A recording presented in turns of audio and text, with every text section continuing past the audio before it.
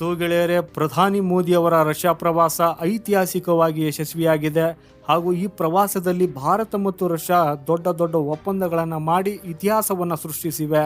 ಆದರೆ ಇದರಲ್ಲಿ ರಷ್ಯಾ ಕೂಡ ಹಲವು ಡೀಲ್ನ ಆಫರ್ಗಳನ್ನು ನಮಗೆ ಕೊಟ್ಟಿದ್ದು, ಅದರಲ್ಲಿ ಒಂದು ಆಫರ್ ಎಂಥದ್ದಾಗಿದೆ ಅಂದರೆ ಅದು ಸ್ವತಃ ರಷ್ಯಾದ Su-57 ಸ್ಟೆಲ್ತ್ ಫೈಟರ್ ಏರ್ಕ್ರಾಫ್ಟ್ ಮತ್ತು ಅಮೆರಿಕಾದ F-35 ಕೂಡ ಅದರ ಮುಂದೆ ಫೇಲ್ ಆಗಲಿದೆ. ಹಾಗೂ ಈ ಆಫರ್ ರಷ್ಯಾದ ಹೊಸ Su-75 ಸ್ಟೆಲ್ತ್ ಫೈಟರ್ ಏರ್ಕ್ರಾಫ್ಟ್ ಆಗಿದೆ. ಹಾಗೆ ನಾನ್ಯಾಕೆ ಈ ಆಫರ್ ಮುಂದೆ F-35 ಕೂಡ ಫೇಲ್ ಆಗ್ತದೆ ಅಂತ ಹೇಳ್ತಾ ಇದ್ದೀನಿ. ಹಾಗಾದರೆ ನೋಡಿ ಗೆಳೆಯರೆ, ಇದರ ಹಿಂದೆ ಒಂದು ದೊಡ್ಡ ಕಾರಣವಿದೆ. ಹಾಗೂ ಆ ಕಾರಣ ಎಷ್ಟು ಅದ್ಭುತವಾಗಿದೆ ಅಂದರೆ ಇದರಿಂದ ಭಾರತದ ಸ್ವದೇಶಿ ಸ್ಟೆಲ್ತ್ ಜೆಟ್ ಆಗಿರುವ ಎಮ್ಕಾ ಯುದ್ಧ ವಿಮಾನಕ್ಕೆ ಹಾನಿಯಾಗುವುದಿಲ್ಲ. ಅದಕ್ಕೂ ಕೂಡ ಇದು ಲಾಭಕಾರಿ ಆಗಿರಲಿದೆ. ಅದು ಹೇಗೆ? ಸೊ ಬನ್ನಿ ಗೆಳೆಯರೆ, ನಿಮಗೆ ಡಿಟೇಲ್ ಆಗಿ ಈ ವಿಡಿಯೋದಲ್ಲಿ ಹೇಳ್ತೇನೆ. ಅದಕ್ಕಾಗಿ ಈ ಇಂಟ್ರೆಸ್ಟಿಂಗ್ ವಿಡಿಯೋನ ಕೊನೆವರೆಗೂ ನೋಡಿ. ಹಾಗೆ ನಮ್ಮ ಚಾನೆಲನ್ನು ಇನ್ನು ಯಾರ್ಯಾರು ಸಬ್ಸ್ಕ್ರೈಬ್ ಮಾಡಿಲ್ಲ, ಚಾನೆಲನ್ನು ಸಬ್ಸ್ಕ್ರೈಬ್ ಮಾಡಿ. ಆ್ಯಕ್ಚುಲಿ ಇದು ನಿಮಗೆ ಗೊತ್ತೇ ಇರಬಹುದು, 2 ವರ್ಷಗಳ ಹಿಂದೆ ರಷ್ಯಾ ಜಗತ್ತಿನ ಮುಂದೆ ತನ್ನ Su-75 ಅನ್ನೋ ಹೆಸರಿನ ಸ್ಟೆಲ್ತ್ ಯುದ್ಧ ವಿಮಾನವನ್ನು ಅನಾವರಣಗೊಳಿಸಿತ್ತು. ಹಾಗೂ ಇದೊಂದು F-35 ಹಾಗೆಯೇ ಸಿಂಗಲ್ ಎಂಜಿನ್ ಆಗಿರುವಂಥ ಸ್ಟೆಲ್ತ್ ಫೈಟರ್ ವಿಮಾನವಾಗಿತ್ತು. ಅಂದರೆ ರಷ್ಯಾ ಈ F-35ಗೆ ಕೌಂಟರ್ ಮಾಡುವುದಕ್ಕಾಗಿ ಬಯಸ್ತಾ ಇತ್ತು. ಆದರೆ ರಷ್ಯಾ ಹತ್ತಿರ ಈ Su-75 ಅನ್ನು ಸಂಪೂರ್ಣವಾಗಿ ತಯಾರಿಸಲು ಮತ್ತು ಅದನ್ನು ದೊಡ್ಡ ಪ್ರಮಾಣದಲ್ಲಿ ಪ್ರೊಡಕ್ಷನ್ ಮಾಡುವಷ್ಟು ಹಣ ಅವರ ಹತ್ತಿರ ಇದ್ದಿದ್ದಿಲ್ಲ. ಅದಕ್ಕಾಗಿ ಆಗ ಭಾರತಕ್ಕೂ ಸಹ ಈ ಪ್ರೋಗ್ರಾಮಲ್ಲಿ ಅದು ಸೇರುವುದಕ್ಕೆ ಆಫರ್ ನೀಡಿತ್ತು.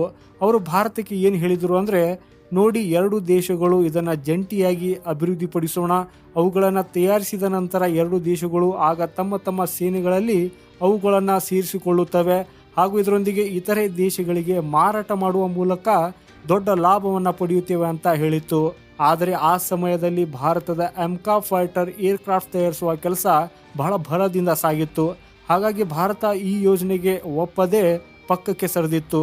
ಆದರೆ ಇದೀಗ ರಷ್ಯಾ ಭಾರತಕ್ಕೆ ಐತಿಹಾಸಿಕ ಆಫರ್ ನೀಡಲು ಮುಂದಾಗಿದೆ. ಹೇಗೆ? ಆ್ಯಕ್ಚುಲಿ ಭಾರತೀಯ ನೌಕಾಪಡೆಯ MiG-29 ಯುದ್ಧ ವಿಮಾನಗಳು ನಿಧಾನವಾಗಿ ಹಳೆಯದಾಗ್ತಾ ಹೋಗ್ತಾ ಇವೆ. ಬಳಕೆಯಲ್ಲಿಲ್ಲದ ಕಾರಣ ಕೆಲವು ಸಮಯದಲ್ಲಿ ಅವುಗಳನ್ನು ರಿಟೈರ್ ಮಾಡಲಾಗುವುದು.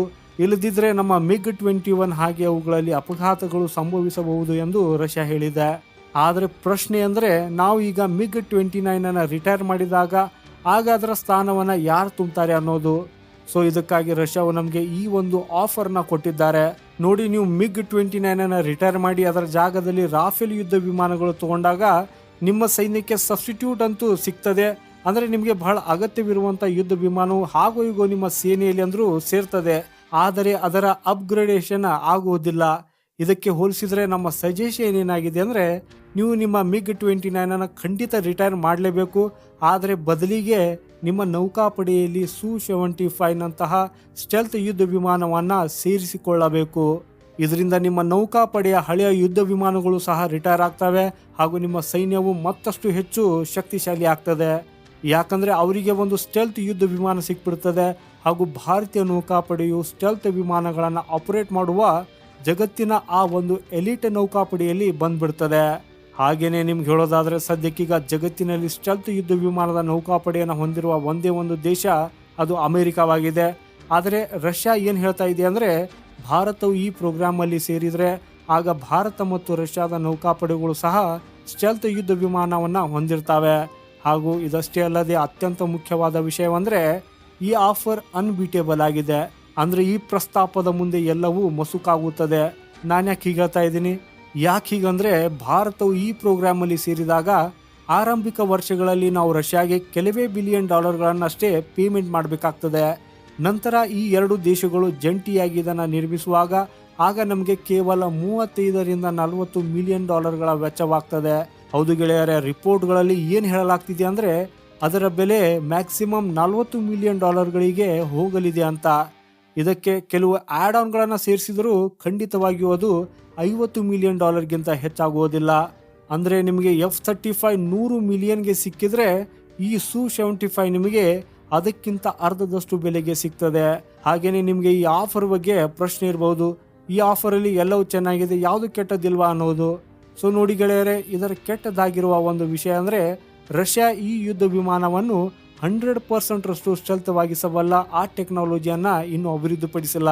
ನಾವು Su-75 ಬಗ್ಗೆ ಮಾತಾಡುವುದಾದರೆ ಇದರಲ್ಲಿ ನ್ಯೂನತೆಗಳು ಇರುವುದರಿಂದ ಆದರೆ ಇದು 70ರಿಂದ 75% ಸ್ಟೆಲ್ತ್ ಆಗಿರುವುದರಿಂದ ಚೀನಾದ ನೌಕಾಪಡೆಯೊಂದಿಗೆ ಕೌಂಟರ್ ಕೊಡುವುದಕ್ಕಾಗಿ ತುಂಬ ಉತ್ತಮವಾಗಿರಲಿದೆ.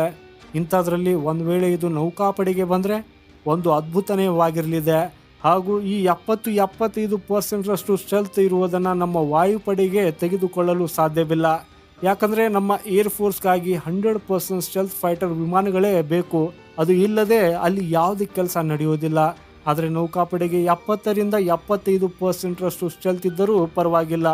ಹಾಗೂ ಅದನ್ನು ಕೂಡ ಕಡಿಮೆ ಬೆಲೆಗೆ ಸಿಗ್ತಾ ಇದೆ ಅಂದರೆ ಆಗ ನೌಕಾಪಡೆಗೆ ಇದು ಬಹಳಷ್ಟು ಉಪಯುಕ್ತವಾಗಲಿದೆ. ಅದಕ್ಕಾಗಿಯೇ MiG-29 Su-75ನೊಂದಿಗೆ ಬದಲಾಯಿಸುವ ರಷ್ಯಾದಿಂದ ಈ ಪ್ರಸ್ತಾಪವು ಭಾರತೀಯ ನೌಕಾಪಡೆಗೆ ಅಮೃತವಾಗಬಹುದು ಅಂತ ಹೇಳಲಾಗುತ್ತಿದೆ. ಇದು ನಮ್ಮ ನೌಕಾಪಡೆಯನ್ನು ವಿಶ್ವದ ವೇದಿಕೆಯಲ್ಲಿ ತಂದು ನಿಲ್ಲಿಸಲಿದೆ. ಯಾಕಂದರೆ ಭಾರತೀಯ ನೌಕಾಪಡೆಯು ಆಗ ಮಾತ್ರ ಒಂದಕ್ಕಿಂತ ಹೆಚ್ಚು ಏರ್ಕ್ರಾಫ್ಟ್ ಕ್ಯಾರಿಯರ್ ಅನ್ನು ಹೊಂದಿರುವ ವಿಶ್ವದ ಏಕೈಕ ನೌಕಾಪಡೆಯಾಗಲಿದೆ. ಹಾಗೂ ಅದರ ಹೊರತಾಗಿ ಏರ್ಕ್ರಾಫ್ಟ್ ಕ್ಯಾರಿಯರ್ ಅಲ್ಲಿ ಸ್ಟೆಲ್ತ್ ಫೈಟರ್ ವಿಮಾನಗಳನ್ನು ಸಹ ನಿಯೋಜಿಸುತ್ತದೆ. ಅದಕ್ಕಾಗಿಯೇ ನನ್ನ ಪ್ರಕಾರ ಇದು ಅದ್ಭುತವಾದ ಆಫರ್ ಆಗಿದೆ. ಸೊ ಭಾರತ ಇದಕ್ಕಾಗಿ ಒಂದು ಬಾರಿ ಆದರೂ ಕನ್ಸಿಡರ್ ಮಾಡಲೇಬೇಕು. ಸೊ ಗೆಳೆಯರೇ, ನಿಮ್ಮ ಪ್ರಕಾರ ಭಾರತವು ಈ ಆಫರನ್ನು ಕನ್ಸಿಡರ್ ಮಾಡಬೇಕಾ ಅಥವಾ ಇಲ್ಲ ಅನ್ನೋದರ ಬಗ್ಗೆ ಕಮೆಂಟ್ ಬಾಕ್ಸಲ್ಲಿ ಎಸ್ ಆರ್ ನೋ ಅಂತ ಬರೆಯೋದರ ಮುಖಾಂತರ ತಿಳಿಸಿ. ಈ ರೀತಿಯ ಭಾರತಕ್ಕೆ ಸಂಬಂಧಪಟ್ಟಂಥ ವಿಡಿಯೋಗಳಿಗಾಗಿ ಈ ವಿಡಿಯೋಗೆ ಒಂದು ಲೈಕ್ ಹಾಗೂ ಚಾನೆಲ್ ಸಬ್ಸ್ಕ್ರೈಬ್ ಮಾಡೋದನ್ನು ಮರೆಯದಿರಿ. ವಂದೇ ಮಾತರಂ. ಭಾರತ್ ಮಾತಾ ಕಿ ಜೈ.